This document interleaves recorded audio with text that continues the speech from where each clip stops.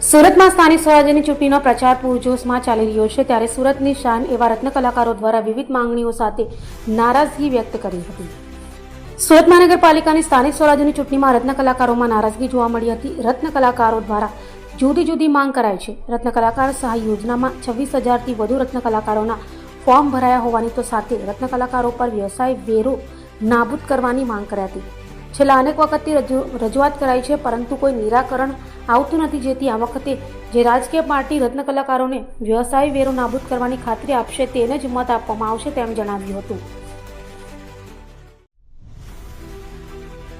મારું નામ છે Bhavesh Tat, diamond worker union vice president.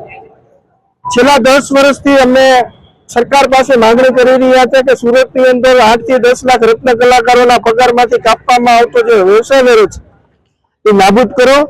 રત્ન કલાકારો જે બેઘર રત્ન કલાકારો છે એને પ્રધાનમંત્રી આવાસ યોજનામાં અલગથી યોજના બહાર લાવો, પરંતુ સરકારે વ્યવસાય વેરો નાબૂદ નહીં કર્યો। ત્યારે સરકારને અમે એટલી વિનંતી કરીએ છીએ અને આવનારી જે આ સ્થાનિક સ્વરાજની ચૂંટણી છે, સ્થાનિક સ્વરાજની ચૂંટણીની અંદર રત્ન કલાકારોએ મન બનાવી લીધું છે કે જે વ્યવસાય વેરો જે પક્ષ નાબૂદ કરશે એને મત આપશે। છેલ્લા 3 વર્ષથી આ મંદીના માહોલથી પીસાયેલા રત્ન કલાકારો માટે જે યોજના બહાર પાડી હતી એ યોજનાની અંદર 50,000 ફોર્મ પાસ કરવામાં આવ્યા, એ બદલ અમે સરકારનો આભાર પણ માનીએ છીએ। પરંતુ 26,000 પરિવારોના ફોર્મ જે રિજેક્ટ કરવામાં આવ્યા એમાં ઘણા બધા એવા પરિવારો છે જેને જરૂરિયાત છે। તો જે સરકાર જે પક્ષ વ્યવસાય વેરો નાબૂદ કરશે એ જ અમને મત આપીશું। અને આ સુરતની અંદર 80 રત્ન કલાકારોએ આત્મહત્યા કરી છે એ પણ ભૂલવું ના જોઈએ। તો આ ચૂંટણી છે, સ્થાનિક સ્વરાજની ચૂંટણી છે અને અહીંયા સુરતને રાજકીય એપી સેન્ટર માનવામાં આવે છે। જો રત્ન કલાકારોનો વ્યવસાય વેરો નાબૂદ સત્તા પક્ષ કરશે અને એવું કમેન્ટમેન્ટ આપશે અથવા તો કોઈ પણ આપશે તો એને જ રત્ન કલાકારો મત આપશે। અને આ વખતે અમને એવું લાગે છે કે રત્ન કલાકારો પરિવર્તનના મૂડમાં છે। મારું નામ હરિ મહારાજ છે।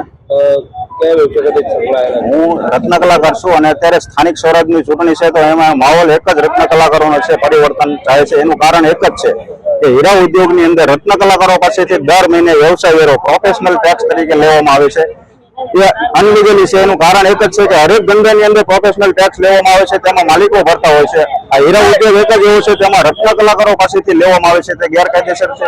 તો મારું એવું કહેવું છે કે જે કોઈ પણ પક્ષ અત્યારે ચૂંટણીનો માહોલ છે ત્યારે જે કોઈ પણ પક્ષ આ 200 રૂપિયા નાબૂદ કરશે તેને જ રત્ન કલાકારો મત આપશે, એવું અત્યારે રત્ન કલાકારો સુરતમાં અંદાજે મારા અંદાજે 30 થી 40 લાખ રત્ન કલાકારો છે। અને ધારે તો તે રત્ન કલાકારો સુરતનું નામ પૂરા ગુજરાત પૂરા દુનિયામાં રોશન કર્યું છે તો એ સત્તા લાવી પણ શકે છે અને સત્તા પાડી પણ શકે છે।